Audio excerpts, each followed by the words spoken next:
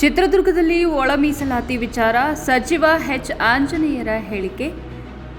February 27 doctor B R Ambedkar ಅವರ ಒಳ ಮೀಸಲಾತಿ ಸಂಬಂಧ ವರದಿ ಸಲ್ಲಿಸಿದರೆ ಅತ್ಯಂತ ಹಿಂದುಳಿದ ಮಾದಿಗ ಸಮುದಾಯಕ್ಕೆ ಹೆಚ್ಚಿನ ಪಾಲು ನೀಡುತ್ತಿದ್ದರು ಎಂದು ಸಚಿವ ಎಚ್ ಆಂಜನೇಯ ತಿಳಿಸಿದರು. ಚಿತ್ರದುರ್ಗದ ಪತ್ರಿಕಾ ಭವನದಲ್ಲಿ ನಡೆದ ಸುದ್ದಿಗೋಷ್ಠಿಯಲ್ಲಿ ಮಾತನಾಡಿದ ಅವರು, ಆಂಧ್ರಪ್ರದೇಶ ಮತ್ತು ತೆಲಂಗಾಣ ರಾಜ್ಯಗಳ ಮಾದರಿಯಲ್ಲಿ ಒಳ ಮೀಸಲಾತಿ ಜಾರಿಗೊಳಿಸುವಂತೆ ಆಗ್ರಹಿಸಿದರು. ಮೀಸಲಾತಿಯ ಅಗತ್ಯತೆಯನ್ನ ಸರ್ಕಾರ ನ್ಯಾಯಾಲಯಕ್ಕೆ ಸಮರ್ಪಕವಾಗಿ ಮನವರಿಕೆ ಮಾಡಿಕೊಡಬೇಕು. ನಾವು ಸಾಮಾಜಿಕ ನ್ಯಾಯಕ್ಕೆ ಬದ್ಧರಾಗಿದ್ದೇವೆ, ಯಾರಿಗೂ ಅನ್ಯಾಯವಾಗಬಾರದು ಎಂದು ಒತ್ತಾಯಿಸಿದರು. ಸಮಾಜ ಕಲ್ಯಾಣ ಇಲಾಖೆ ಸಚಿವ ಎಚ್.ಸಿ. ಮಹದೇವಪ್ಪ ಅವರು ಈ ವಿಚಾರದಲ್ಲಿ ಏಕಪಕ್ಷೀಯ ನಿರ್ಧಾರ ಕೈಗೊಳ್ಳುವುದು ಸರಿಯಲ್ಲ ಎಂದು ಅಭಿಪ್ರಾಯಪಟ್ಟರು. ಯಾವ ಕಾರಣಕ್ಕೂ ಸಂವಿಧಾನದ ಆಶಯಕ್ಕೆ ಧಕ್ಕೆ ಉಂಟಾಗಬಾರದು ಎಂದು ಎಚ್ಚರಿಸಿದರು. ಒಳ ಮೀಸಲಾತಿ ಗುಂಪಿನ ಬಿ ಮತ್ತು ಸಿ ವರ್ಗದ ಸಮುದಾಯಗಳು ಸಾಕಷ್ಟು ಮುಂದುವರೆದಿವೆ. ಅವರೊಂದಿಗೆ ಪೈಪೋಟಿ ನಡೆಸಲು ಮಾದಿಗ ಸಮುದಾಯಕ್ಕೆ ಇನ್ನೂ ಕನಿಷ್ಠ 50 ರಿಂದ 100 ವರ್ಷ ಬೇಕು. ಹೀಗಾಗಿ ಅತ್ಯಂತ ಹಿಂದುಳಿದ ಮಾದಿಗ ಸಮುದಾಯವನ್ನ ಪ್ರತ್ಯೇಕವಾಗಿ ಗುರುತಿಸಿ ಉದ್ಯೋಗದಲ್ಲಿ ಮೊದಲ ಆದ್ಯತೆ ನೀಡಲಾಗಿದೆ. ಇದರಲ್ಲಿ ತಪ್ಪೇನಿದೆ ಎಂದು ಪ್ರಶ್ನಿಸಿದರು. ಶಿಕ್ಷಣ ಮತ್ತು ಉದ್ಯೋಗದಲ್ಲಿ ಸಮರ್ಪಕ ಮೀಸಲಾತಿ ಸಿಗದೆ ತುಳಿತಕ್ಕೆ ಒಳಗಾದ ಮಾದಿಗ ಸಮುದಾಯ ಮುಖ್ಯವಾಹಿನಿಗೆ ಬಂದಿಲ್ಲ. ಒಳ ಮೀಸಲಾತಿಯ ಅಡಿಯಲ್ಲಿ ಕೆಲವರಿಗೆ ಉದ್ಯೋಗ ಸಿಕ್ಕರೆ ಹೊಟ್ಟೆ ಕಿಚ್ಚು ಏಕೆ ಎಂದು ಪ್ರಶ್ನಿಸಿದರು. ಚುನಾವಣೆ ವೇಳೆ ಸದಾಶಿವ ವರದಿ ಜಾರಿಗೊಳಿಸುವುದಾಗಿ ಭರವಸೆ ನೀಡಲಾಗಿತ್ತು. ಅಧಿಕಾರಕ್ಕೆ ಬಂದ ನಂತರ ನ್ಯಾಯಮೂರ್ತಿ ನಾಗಮೋಹನ್ ದಾಸ್ ನೇತೃತ್ವದಲ್ಲಿ ಆಯೋಗ ರಚಿಸಲಾಯಿತು. ವರದಿ ಸಲ್ಲಿಕೆಯಾದ ನಂತರ ಅದನ್ನು ಅನುಕೂಲಕ್ಕೆ ತಕ್ಕಂತೆ ಬದಲಾವಣೆ ಮಾಡಲಾಗಿದೆ ಎಂದು ಆರೋಪಿಸಿದರು. ಈ ಪ್ರಕ್ರಿಯೆಯಿಂದ ಅಲೆಮಾರಿ ಸಮುದಾಯಗಳು ಅನಾಥ ಸ್ಥಿತಿಗೆ ತಲುಪಿವೆ ಎಂದು ಹೇಳಿ ಅವರ ಪರ ಧ್ವನಿ ಎತ್ತಿದ್ರು. ನಮಗೆ ನಮ್ಮ ಪಾಲು ದೊರೆತಿದೆ ಎಂಬ ಕಾರಣಕ್ಕೆ ಒಳ ಮೀಸಲಾತಿಯನ್ನ ಸ್ವಾಗತಿಸಿದ್ದೇವೆ ಎಂದರು. ವಿಶ್ವವಿದ್ಯಾಲಯಗಳಲ್ಲಿ ಮೀಸಲಾತಿಯನ್ನ ಘಟಕಗಳಾಗಿ ಹಂಚಿಕೆ ಮಾಡುವ ಕ್ರಮ ಸಾಮಾಜಿಕ ನ್ಯಾಯಕ್ಕೆ ವಿರುದ್ಧವಾಗಿದೆ. ವಿಶ್ವವಿದ್ಯಾಲಯಗಳಲ್ಲಿನ ಹುದ್ದೆಗಳಲ್ಲಿ ಯಾವ ಜಾತಿಗೆ ಎಷ್ಟು ಅವಕಾಶ ಸಿಕ್ಕಿದೆ ಎಂಬ ಪಟ್ಟಿಯನ್ನ ಬಹಿರಂಗಪಡಿಸಬೇಕು. ಆಗ ಸತ್ಯ ಹೊರಬರುತ್ತದೆ ಎಂದು ಸವಾಲು ಹಾಕಿದರು. ಮಾದಿಗ ಸಮುದಾಯಕ್ಕೆ ಅನ್ಯಾಯವಾದರೆ ನಾವು ಸುಮ್ಮನಿರಲಾರೆವು ಎಂದು ಎಚ್ಚರಿಸಿದರು. ಈ ಸಂದರ್ಭದಲ್ಲಿ ಎಂ ಅಜಿತ್, ರಮೇಶ್ ಕೋಟಿ, ರವೀಂದ್ರ, ಅನಿಲ್ ಕೋಟಿ, ಮಣಿಕಂಠ, ಶರಣಪ್ಪ ಸೇರಿದಂತೆ ಹಲವರು ಉಪಸ್ಥಿತರಿದ್ದರು. ವರದಿ ಹರೀಶ್ ನಾಯ್ಕರ ಹತ್ಯೆ. ಇಲ್ಲ ವಿಷಯವಾರೇ ನೀವು ನೇಮಕಾತಿ ಮಾಡ್ಕೋಬೇಕು. ಪೂರ ಎಲ್ಲ ಒಗ್ಗೂಡಿಸಿ ಹುದ್ದೆಗಳನ್ನ ಕರಿಬಾರ್ದು. ಎಲ್ಲ ಎಷ್ಟು ಹುದ್ದೆಗಳಿದಾವ, ಪ್ರೊಫೆಸರ್ 20 ಹುದ್ದೆಗಳಿದ್ದೆ ಅಂದರೆ ಅವರೆಲ್ಲ ಸೇರಿ ಕರೀಲಿಕ್ಕೆ ಹೊಂಟಿದ್ರು. ಅದು ಮಾಡೋದು ತಪ್ಪು ಅಂತಂದೇಳಿ ಇವರೇ ಹೇಳಿದ್ದಾರೆ, ಸಮಾಜ ಕಲ್ಯಾಣ ಇಲಾಖೆಯವರು ಹೇಳಿಬಿಟ್ಟಾದ್ಮೇಲೆ 2-3 ವರ್ಷದಿಂದ ಅಪ್ಡೇಟ್ ಕೊಟ್ಟಿದ್ದಾರೆ.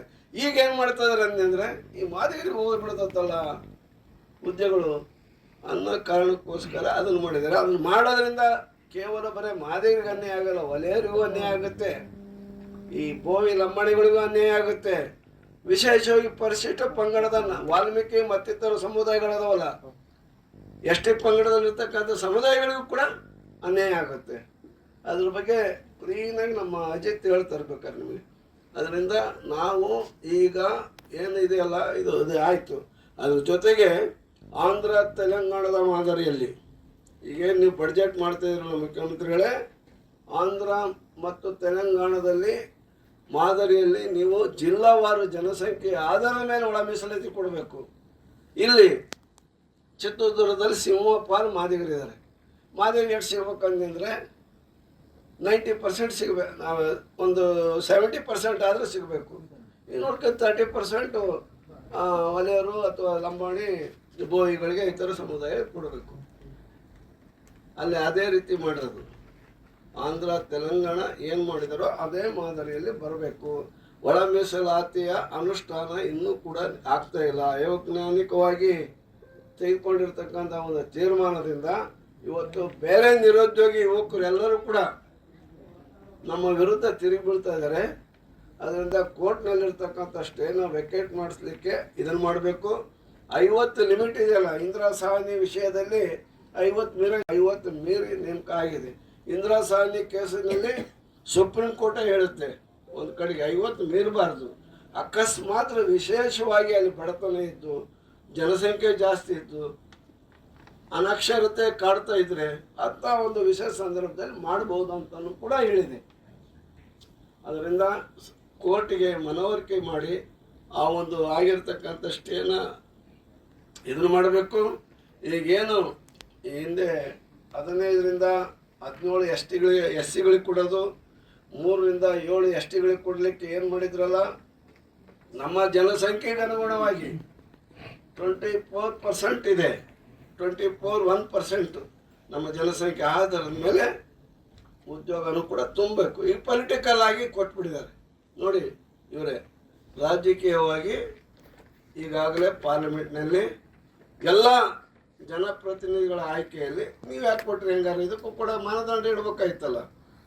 24% ಮೀಸಲಾತಿ ಆಗಿಬಿಟ್ಟಿದೆ ಅಲ್ಲೇ ಎಲ್ಲದರಲ್ಲೂ ಕೂಡ. ಈ ಉದ್ಯೋಗದಲ್ಲಿ ಮಾತ್ರ ಆಗಿಲ್ಲ. ಇದು ಆಗಬೇಕು ಅಂದರೆ ಇವರು ತೀರ್ಮಾನ ತೆಗೆದುಕೊಂಡ್ರೆ ಹಿಂದಿನ BJP ಸರ್ಕಾರ ಅದನ್ನು 9 ಶೆಡ್ಯೂಲ್ಗೆ ತಂದು ಅದನ್ನ ಸಿಂಧುತ್ವ ಮಾಡಿಸ್ಬೇಕಾಯ್ತು.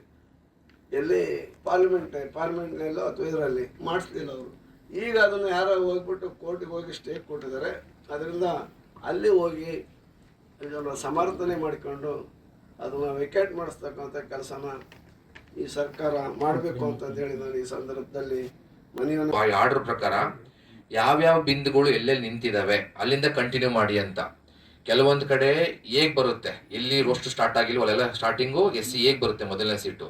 ಕೆಲವೊಂದು ಕಡೆ ಎಲ್ಲೆಲ್ಲಿ ಆಲ್ರೆಡಿ ಸ್ಟಾರ್ಟ್ ಮಾಡಿದ್ರು ಅಲ್ಲಿ SC ಹೇಗೆ ಅವಕಾಶ ಸಿಗೋದೇ ಇಲ್ಲ. ಎಷ್ಟೋ ವಿಶ್ವವಿದ್ಯಾಲಯ, ಉದಾಹರಣೆಗೆ ಮೊನ್ನೆ ಬೀದರ್ ವೆಟರ್ನರಿ ಕಾಲೇಜಲ್ಲಿ ನೇಮಕಾತಿ ನಡೀತು, ಅಲ್ಲಿ SC ಹೇಗೆ ಬಂದೇ ಇಲ್ಲ, ಎಲ್ಲ SC B ಬಂದಿದೆ. ಇಲ್ಲಿ ನಾವು ಹಂಚ್ಕೊಂಡು ತಿನ್ಬೇಕೇ ಹೊರತು ನಾವೇ ಕಚ್ಚಾಡ್ಕೊಂಡು. ಈಗ ಈ ವಿಶ್ವವಿದ್ಯಾಲಯ ಘಟಕ ಮಾಡಿದ್ರೆ 100 ಸೀಟ್ ಕಾಲ್ ಮಾಡಿದ್ರು ಅಂದ್ರೆ SC ಅವರಿಗೆ 17 ಇದೆ, ಅದು 17 ಇನ್ನೂ ಆಗಿಲ್ಲ, ಅದಕ್ಕೆ ಇನ್ನು ನ್ಯಾಯಯುತವಾಗಿ ಇನ್ನೂ ಸಿಕ್ಕಿಲ್ಲ ಅದು. ಸೊ ಹಂಗೆ 15 ಸೀಟ್ ಸಿಗುತ್ತೆ. ST ಅವರಿಗೆ 100 ಸೀಟಲ್ಲಿ ಬರೀ 3 ಸೀಟ್ ಸಿಗುತ್ತೆ. ಸೊ ವಿಷಯವಾರು ಮಾಡೋದ್ರಿಂದ ಏನಾಗುತ್ತೆ ಅಂದ್ರೆ ಪ್ರತಿ ಇಲಾಖೆಯಲ್ಲೂ ಮೊದಲನೇ ಸೀಟ್ SC ಬರುತ್ತೆ, 3ನೇ ಸೀಟ್ ST ಬರುತ್ತೆ.